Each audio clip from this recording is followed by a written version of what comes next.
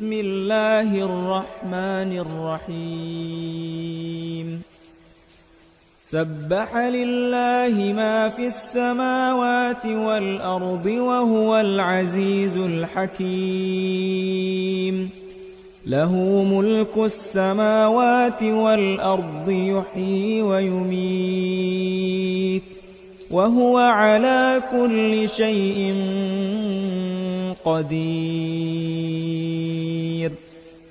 هو الأول والآخر والظاهر والباطن وهو بكل شيء عليم هو الذي خلق السماوات والأرض في 6 أيام ثم استوى على العرش يعلم ما يلج في الأرض وما يخرج منها وما ينزل من السماء وما يعرج فيها وهو معكم أينما كنتم والله بما تعملون بصير له ملك السماوات والأرض وإلى الله ترجع الأمور يولج الليل في النهار ويولج النهار في الليل وهو عليم بذات الصدور.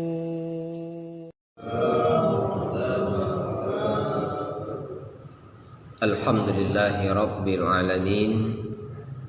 Salatu wassalamu ala Rasulillah Nabiina Muhammadin wa ala alihi wa sahbihi ajma'in. Ashhadu an la ilaha illallah wa ashhadu anna Muhammadan abduhu wa rasuluh. Allahumma salli ala Muhammad wa ala ali Muhammad, amma ba'd. Pertama-tama marilah selalu senantiasa kita memanjatkan rasa puji dan syukur kita kepada Allah Subhanahu wa taala. Mudah-mudahan Allah senantiasa menjaga nilai-nilai keimanan kita, nilai-nilai keislaman kita, sehingga kita masih diberikan kesempatan oleh Allah, diberikan hidayahnya, berniat dari rumah melangkahkan kaki menuju rumah Allah dan mengikuti kajian majelis Al-Quran. Mudah-mudahan semua yang kita niatkan itu bernilai ibadah dan keberkahan di hadapan Allah Subhanahu wa taala. Amin. Salawat beriring salam, mari senantiasa kita bersalawat kepada junjungan kita Nabi besar Nabi Muhammad Rasulullah sallallahu alaihi wasallam. Mudah-mudahan dengan mengikuti sunnah yang diajarkan beliau, kita mendapat syafaat kebaikan di dunia dan bahagia di akhirat nanti. Amin. Jamaah sekalian, malam ini kita melanjutkan ke ayat yang kelima. Ya. Kita berharap kepada Allah. Makanya mulai kalau habis sholat kita tambahkan doanya, Pak. Ya Allah, karuniakan kepada kami dan berikan kekuatan kepada kami untuk senantiasa belajar dan istiqomah terhadap Al-Quran yang diturunkan ini. Kenapa kita selalu berharap berdoa seperti itu, Pak? Banyak orang yang dikasih karunia tapi tidak diberi kekuatan untuk belajar. Banyak orang yang kuat tapi tidak dikasih karunia oleh Allah sehingga tidak mau belajar. Jadi kita berdoa kepada Allah, ya Allah karuniakan kepada kami petunjuk-Mu serta berikan kekuatan kepada kita untuk selalu istiqomah dan belajar di jalan Allah. Amin. Ya. Belajar Al-Quran ini sangat berat, Pak. Makanya Al-Quran itu Allah selalu mengingatkan kepada kita hudal linnas wa bayyinatin minal huda wal furqan. Al-Quran itu petunjuk kebaikan, mana yang baik dan mana yang salah. Sangat berat. Makanya kita selalu berdoa kepada Allah, ya Allah karuniakan kepada kami petunjuk-Mu dan berikan kekuatan kepada kami agar kami senantiasa istiqomah di dalam belajar ini. Ya. Ma'asyiral muslimin, jamaah sekalian, untuk mengingatkan ingatan kita kembali, kita sama-sama baca dari ayat pertama sampai ke ayat kelima ini bersama-sama. Kita mulai dari ta'awuz. 1, 2, 3. A'udzu billahi minasy syaithanir rajim. Bismillahirrahmanirrahim. Sabbaha lillahi ma fis samawati wal ardh wa huwal azizul hakim. Lahu mulkus samawati wal ardh yuhyi wa yumiitu wa huwa ala kulli syai'in qadir. Wal awwal wal akhir was zahir wal batin wa huwa bi kulli syai'in alim. Wallazi khalaqas samawati wal arda fi sittati ayyam thumma istawa 'alal 'arsy ya'lamu ma yaliju fil ardi wa ma yakhruju minha wa ma yanzilu minas samaa'i wa ma ya'ruju fiha wa huwa ma'akum aina ma kuntum wallahu bima ta'maluna basir. Oke ya, ayat kelima ini lahu mulkus samawati wal ard wa ilallahi turja'ul umur. Miliknya kerajaan langit dan kerajaan bumi, dan kepada Allah lah semua urusan itu dikembalikan.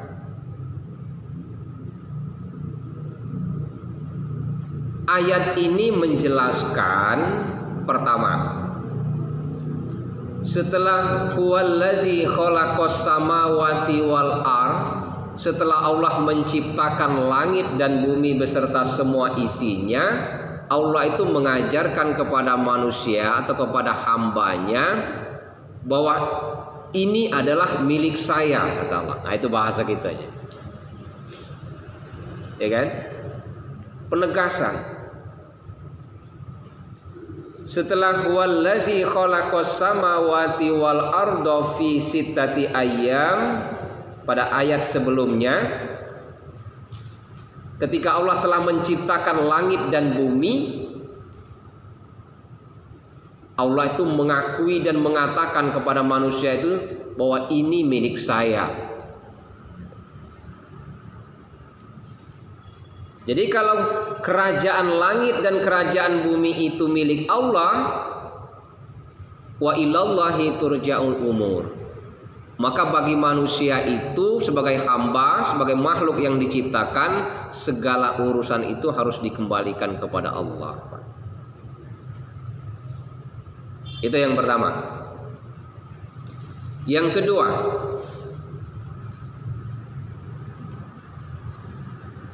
pada ayat kedua juga dijelaskan lahu mulkus samawati wal ard. Ditegaskan lagi di situ. Milik Allah kerajaan langit dan kerajaan bumi. Kalau kita berbicara kerajaan, pasti kita berbicara tentang kekuasaan. Betul apa benar, Pak? Kalau kita berbicara tentang kerajaan, artinya kita berbicara tentang kekuasaan. Nah, kalau Allah yang menciptakan langit dan bumi dan dia juga sebagai raja yang menguasai kerajaan langit dan bumi, artinya kerajaan dan kekuasaan itu milik Allah. Dan kita sebagai makhluk harus mengakui itu. Makanya ayat ini Pak diawali dengan kalimat lahu. Kenapa tidak diawali dengan kalimat huwa seperti ayat sebelumnya?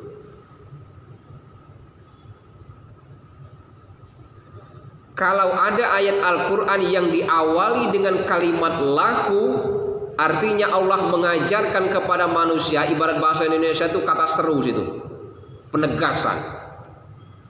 Manusia sebagai makhluk yang kuciptakan, bahwa kerajaan langit dan kerajaan bumi itu milik saya, kata Allah. Dan kerajaan saya, kekuasaan saya, itu bahasa kita nih. Kalau diawali dengan kalimat lahu. Kan? Kalau berbicara kerajaan, kita umpamakan ada kerajaan Allah, ada kerajaan makhluk.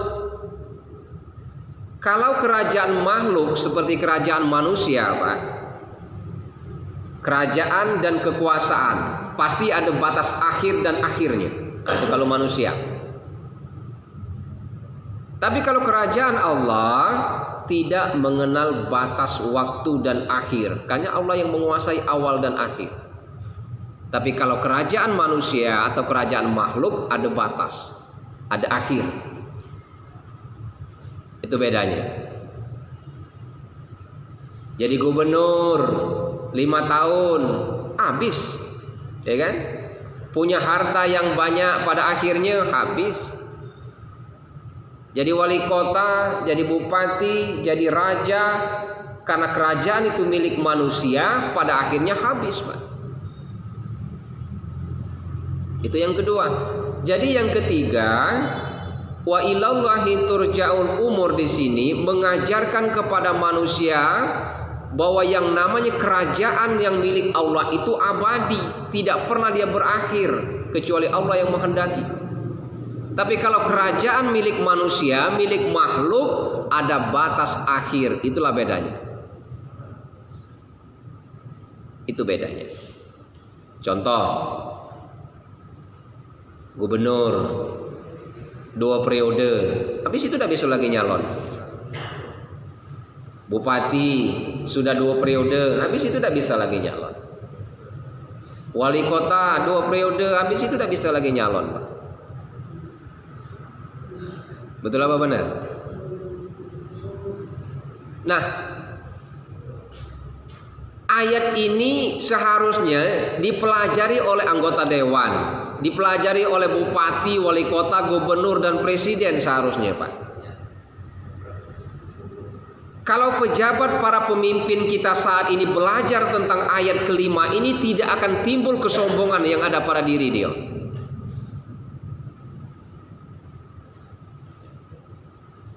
Pemimpin-pemimpin kita yang tidak menyandarkan wa ilallahi turja'ul umur kepada Allah, tidak mau mengakui bahwa kerajaan langit dan kerajaan bumi itu milik Allah, dia menganggap kerajaan yang ada di makhluk itu abadi, bisa diatur. Makanya pemimpin atau kerajaan yang dipimpin oleh manusia, Pak, kadang dihormati, kadang dihargai, kadang disanjung-sanjung. Pada akhirnya nanti ketika Allah mau berkuasa berkehendak, dihinakan, dicampakkan pada titik yang paling bawah. Makanya di istilah sangat gampang Allah mengangkat para raja-raja, dan begitu gampang juga Allah menurunkan raja-raja tanpa harus menghancurkan kerajaannya. Coba baca ayat ke-26 Ali Imran. Sebagai gambaran supaya kita tidak sombong, Pak.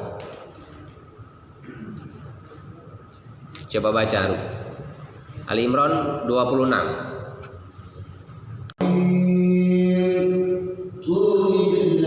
Qulil ulang di atasnya. Qulillahumma malikal mulki tu'til mulka man tasha'u wa tanzi'u mulka mimman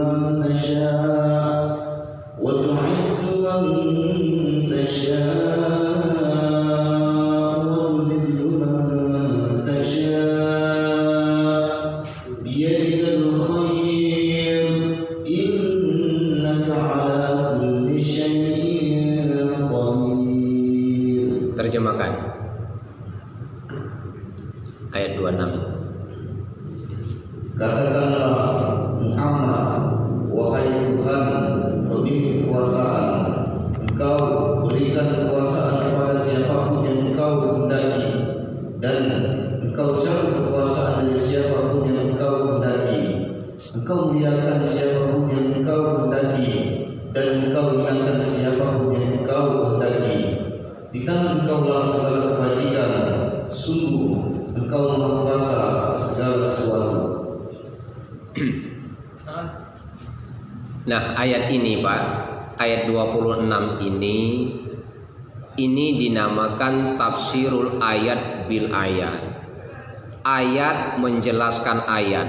Artinya ayat 26 Ali Imran ini menegaskan penjelasan dari ayat kelima surah Al-Hadid ini.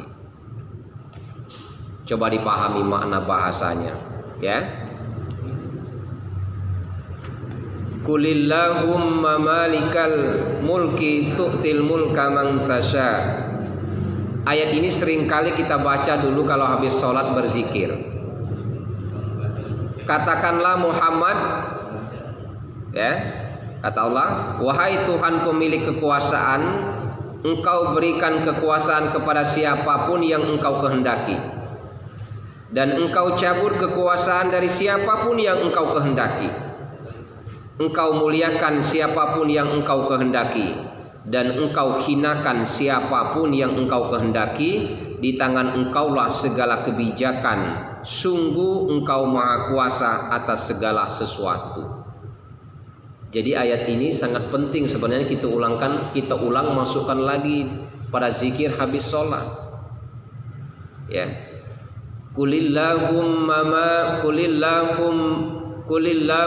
malikal mulki tu'til mulka man tasha wa tanzi'ul mulka mimman tasha wa tu'izzu man tasha wa tuzillu man tasha biyadikal khair innaka ala kulli syai'in qadir. Jadi di dalam ayat ini Allah itu mengajarkan kepada manusia harus sadar dan yakin, dan harus lebih yakin bahwa yang memiliki kerajaan langit dan kerajaan bumi itu hanya Allah semata.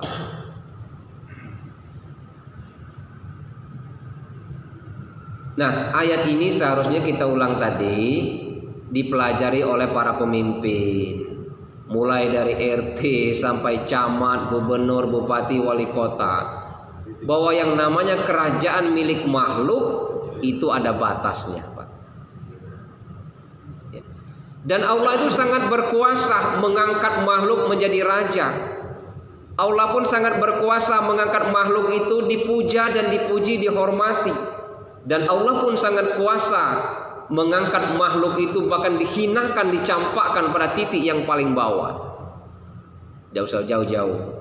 Kita lihat saja masih sadar dan masih dingin dalam ingatan kita. Dulu ada seorang pemimpin di negeri kita, dihormati, disanjung, diangkat-angkat, dihargai, dimuliakan. Tapi ketika Allah berkehendak dicampakkan oleh Allah, dihinakan pada titik yang paling bawah. Tidak usah jauh-jauh. Karena apa pemimpin yang seperti ini tidak menjadikan dasar kepemimpinannya wa ilallahi turja'ul umur.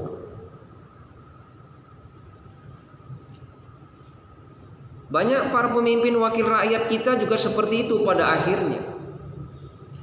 Karena dia menganggap kekuasaan, kecerdasan, pangkat dan kedudukan, kekuasaan yang dimiliki, harta yang dimiliki, dia menganggap semuanya itu bisa dia atur, ya, bisa diatur tanpa dia harus sadar mengingat kepada Allah. Jadi intinya Pak, ayat ini mengajarkan kepada kita suatu saat Allah kasih kesempatan kepada kita jadi pemimpin. Suatu saat Allah kasih kesempatan kita jadi seorang ulama, jadi seorang pedagang yang hebat, jadi orang yang kaya, jadi orang yang mungkin hartanya tidak bisa kita hitung, harus sadar bahwa pada akhirnya nanti ada akhir, supaya kita tidak sombong. Jadi ayat ini mengajarkan kepada kita, kalau kita kaitkan kepada Ali Imran 26 itu, kita harus sadar. Ya, harus sadar. Tidak ada yang kekal dan abadi. Makanya kalau ada orang, oh Ustaz Mutakim, cerdas nian otakmu, maka kita harus berkata, itu karunia Allah. Oh Pak Zainuddin, begitu pintar kau bikin terali pagar. Jangan menjawab, pengalaman saya kerja di Cindi begitu luas. Setelah belajar ayat ini, dia menjawab, itu karunia Allah. Iya kan? Oh Pak Haji Usman, Pak Haji Irwan, begitu mewahnya harta yang kau miliki. Dia menjawab nafsu dunianya, saya bekerja dengan usaha keringat saya, itu dunia. Tapi setelah belajar ayat ini, semua karunia Allah. Ya. Jadi kecerdasan yang Allah berikan, pangkat dan kedudukan yang Allah berikan, harta yang berlimpah Allah berikan, ya, semua intelektual cerdas yang kita miliki. Kalau kita berkata seolah-olah kita konsep orang yang cinta dunia, semuanya hasil keringat saya dan tidak ada urusan dengan Tuhan. Tapi bagi orang yang wa ilallahi turja'ul umur, dia berkata semuanya karunia yang Allah berikan. Itulah jawabannya pada ayat ini. Ya, itu jawabannya. Jadi ayat ke-26 ini tidak usah jauh-jauh, baru ingatan sekarang pemimpin negeri kita kena di ayat 26 ini. Ya kan? Diangkat, dihormati, disanjung-sanjung, dimuliakan. Kalau berjalan pakai mobil dikawal sampai 4-5 lapis. Tapi begitu Allah berkehendak dicampakkan pada titik yang paling bawah, tidak ada satupun orang yang memuliakannya lagi. Karena apa? Karena itu adalah contoh kerajaan makhluk, Pak. Kalau kerajaan makhluk ada akhirnya, ya, ada akhirnya.